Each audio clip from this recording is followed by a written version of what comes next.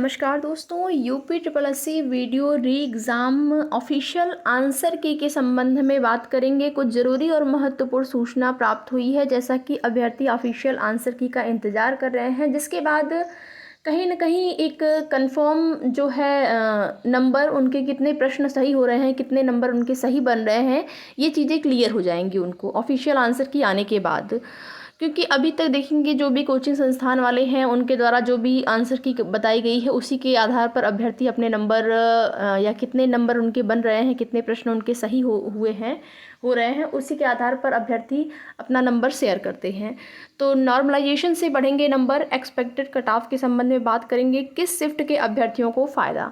तो वीडियो में लास्ट तक बने रहें। वीडियो री एग्ज़ाम की बात करें, अगर यहाँ पर सबसे पहला सवाल अभ्यर्थियों के मन में नॉर्मलाइजेशन को लेकर है कि नॉर्मलाइजेशन की प्रक्रिया होगी या नहीं। तो देखिए, आपके विज्ञापन में, नोटिफिकेशन में तो नॉर्मलाइजेशन के बारे में नहीं दिया गया है, लेकिन हाँ, कोई भी परीक्षा जो एक से अधिक शिफ्ट में या फिर एक से अधिक दिन होती है, उस परीक्षा में नॉर्मलाइजेशन की प्रक्रिया की जाती है। जैसा कि पेट में हुआ था, पीटी में आप सभी को पता है कि नॉर्मलाइजेशन की प्रक्रिया हुई थी।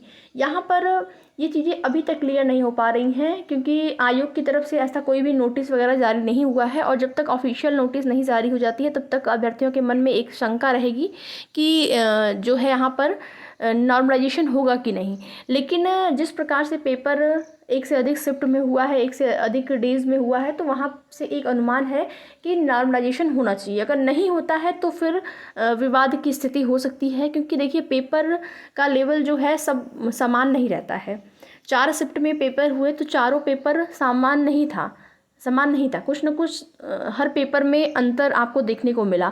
कोई पेपर आपको हो सकता था कि इजी टू मॉडरेट रहा हो, कोई पेपर मॉडरेट रहा हो, कोई मॉडरेट टू डिफ़िकल्ट रहा हो। तो इस प्रकार से जो आपके पेपर थे चारों शिफ्ट के, कोई अभ्यर्थी को लगेगा कि हमारा शिफ्ट ज़्यादा टफ था, किसी को लगेगा कि ये शिफ्ट ज़्यादा टफ था। तो ये नहीं कुछ कहा जा सकता है कि पेपर समान था, पेपर में अंतर रहा। और आप सभी को बता दें कि नॉर्मलाइजेशन अगर होगा तो एक किसी भी शिफ्ट को आधार मानकर किया जाएगा। अगर कोई भी शिफ्ट सामान्य रही होगी तो वहाँ पर सामान्य को अगर आधार बनाया जाता है, तो फिर उस स्थिति में जिन अभ्यर्थियों का जो पेपर रहा होगा वो इजी रहा होगा, तो उनके नंबर यहाँ पर घट सकते हैं, और जिनका टफ रहा होगा उनके नंबर बढ़ सकते हैं।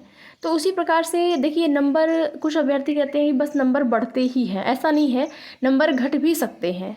नॉर्मलाइजेशन में नंबर घटता भी है, बढ़ता भी है, ऐसा नहीं है कि बस नंबर बढ़ते ही हैं। ठीक है, तो जो भी चीज़ें थी मैंने जो भी जानकारी प्राप्त की अपने स्तर से, वही चीज़ें आपको बताई जा रही है यहाँ पर। नॉर्मलाइजेशन होना चाहिए जहाँ तक उम्मीद है। बाकी ऑफिशियल नोटिस कुछ इसके बारे में आयोग ने जारी नहीं किया है, तो डाउट सबके मन में बना हुआ है। अनुमानित कट ऑफ की बात करें तो अभी तो बिल्कुल कुछ नहीं कहा जा सकता।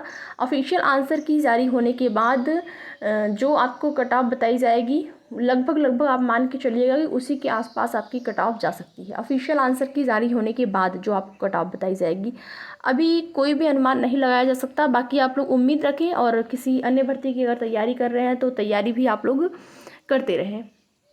तो देखिए, किस शिफ्ट को फ़ायदा होगा ये तो अभी कोई नहीं बता सकता है, क्योंकि चारों शिफ्ट में अगर देखा जाए तो अलग अलग अभ्यर्थी अपनी अपनी राय देते हैं कि ये शिफ्ट टफ है, ये शिफ्ट आसान था। लेकिन आयोग जिस शिफ्ट को सही मानेगा, जिस शिफ्ट को आयोग टफ मानेगा वही मानेगा, उसी के आधार पर वो अगर नॉर्मलाइजेशन करना होगा तो करेगा। ठीक है, आगे कुछ और भर्तियों संबंधित जानकारी आप लोग देखना चाहें तो यहाँ पर देख सकते हैं, जिसमें कि यहाँ पर देखेंगे, उत्तर प्रदेश में नहीं मिली नौकरी तो शिक्षक बनने चल दिए बिहार। बिहार में शिक्षक भर्ती की प्रयागराज से बड़ी संख्या में अभ्यर्थियों ने किए आवेदन। अगली अपडेट यहाँ पर देखेंगे, टीजीटी 2016 प्रतीक्षा सूची के चयनितों की काउंसलिंग कल से। सत्यापन के विभिन्न जिलों में 791 पद मिले रिक्त।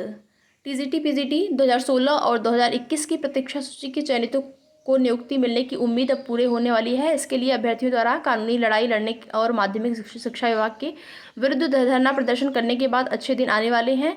और इसमें देखेंगे, काउंसलिंग 2016 की काउंसलिंग कल से प्रारंभ। सबसे भारी भरकम होगा नया शिक्षा आयोग।